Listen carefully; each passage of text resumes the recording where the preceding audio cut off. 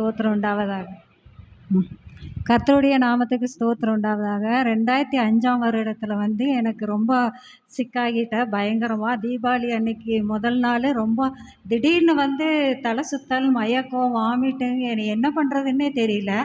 என் உயிரே என் கையில் இல்ல. அந்த நேரத்துல நான் டாக்டர்கிட்ட ஃபர்ஸ்ட் எய்ட் பண்ணிட்டு வந்துட்டேன். ஆனாலுமே அந்த ஒரு சிம்டம் என்னை விட்டு போகவே இல்ல. அப்ப நாங்க எல்லா டாக்டர்கிட்டயும் பார்த்து எல்லா டெஸ்ட்டும் எடுத்து பார்த்துட்டோம். எல்லாமே நார்மலா இருக்கு. எதுவுமே இல்ல. அப்படின்னு சொல்லிட்டாங்க. அப்ப எனக்கு என்ன பண்றதுன்னே தெரியல.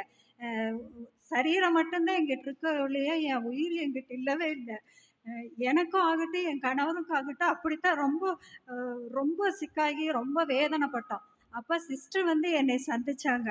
சந்திச்சு எனக்காக அவங்க பாரப்பட்டு, எனக்காக என் கணவருக்காகவும் நல்லா ஜெபம் பண்ணி சிஸ்டர் மூலமா எனக்கு உங்களுக்கு ஒண்ணும் இல்ல சிஸ்டர், நல்லா இருக்கு. நீங்க விடுதலை பெறுவீங்கன்னு சொல்லி ஒவ்வொரு தடவையும் எனக்காகவும், என் கணவருக்காகவும் ஜெபம் பண்ணி, இப்ப நான் கடவுளுக்குள்ள நல்ல விசுவாசத்தோட அதிகாலையில எழுந்து ஜெபிக்கவும், சிஸ்டர் மூலம் நான் விடுதலை பெற்று இப்ப நல்லா இருக்கிறேன். எந்த பிரச்சனையும் இல்ல.